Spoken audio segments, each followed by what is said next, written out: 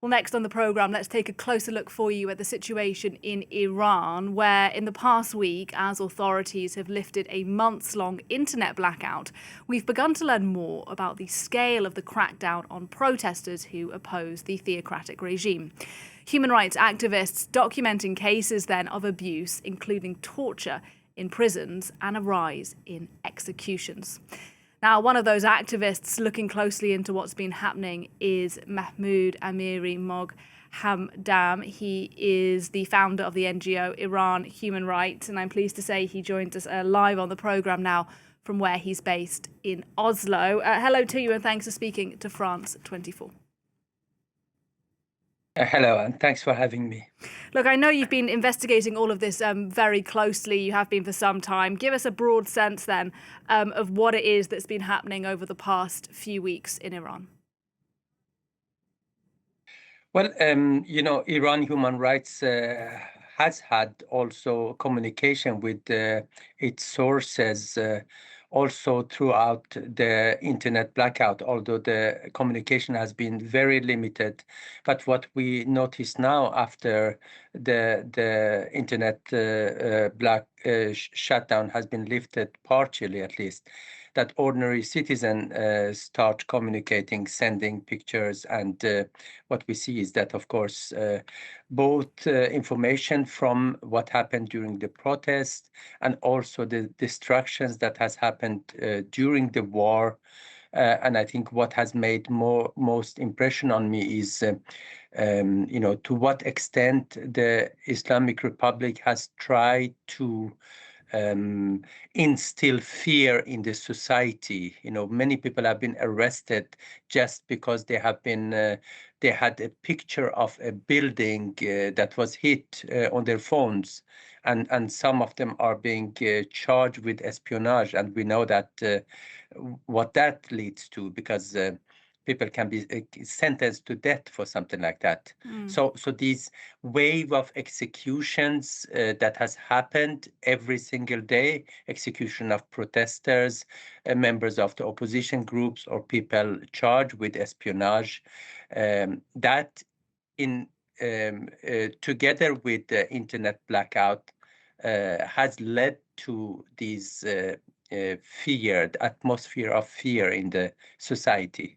And, you say the thing that sort of has stayed with you the most is this culture of fear now that the regime is trying to impress upon its citizens. I wonder if there are any particular cases of individuals that you've learnt about, cases of abuse or of torture or of a state-sponsored execution that you could share with us to give us a sense of the kind of stories that you're hearing.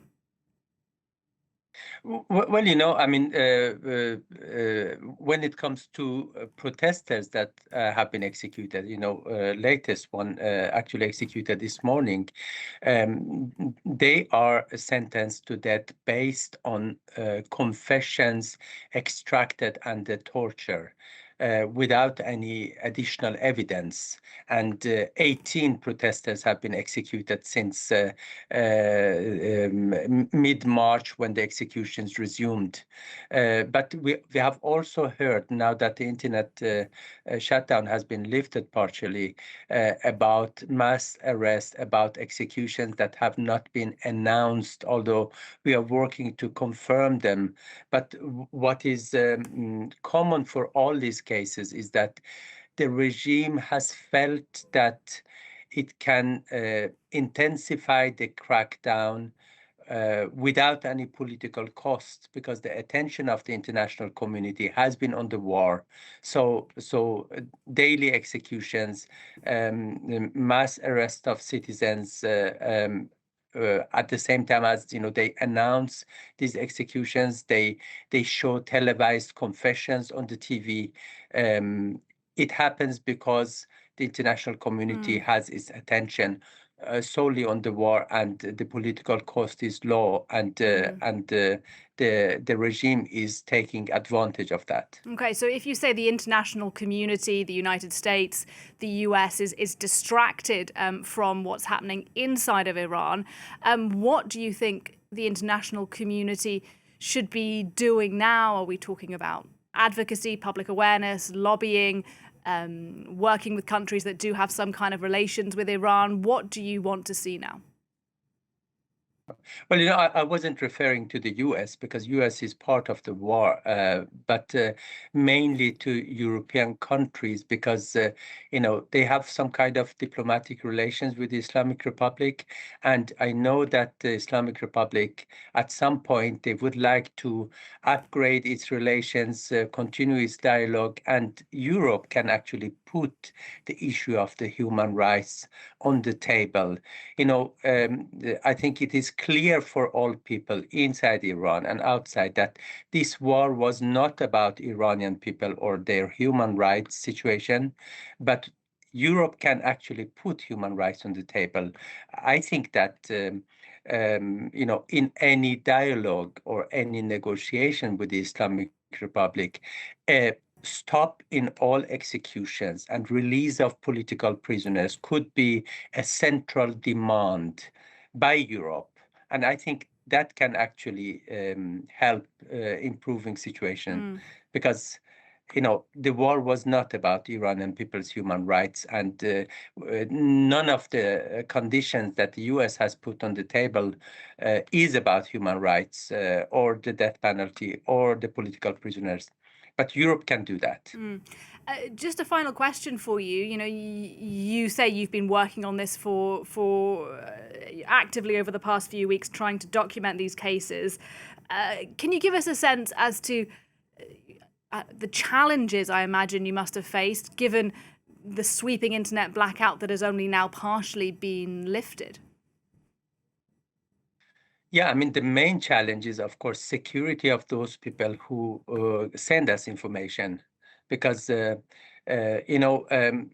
officially Iranian authorities have executed 40 between 40 and 45 people in the last 2.5 months.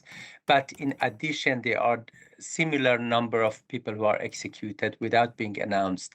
Those who send us this information, the families, lawyers, basically the sources that we have, they are taking a huge risk. They are risking their lives, and because they want the world to know what is happening in Iran. So that's one of the main challenges. We outside Iran, of course, we have our communication means. It is very difficult, but the main challenge is faced by those who are inside the country, who are trying to create awareness about what's going inside the country, and they can be sentenced to death just for sending information about an execution that has happened. Yeah, extraordinarily brave citizens then in Iran. Thank you so much indeed for speaking to us today, Mahmood Amiry-Moghaddam there. He's the director of the NGO Iran Human Rights.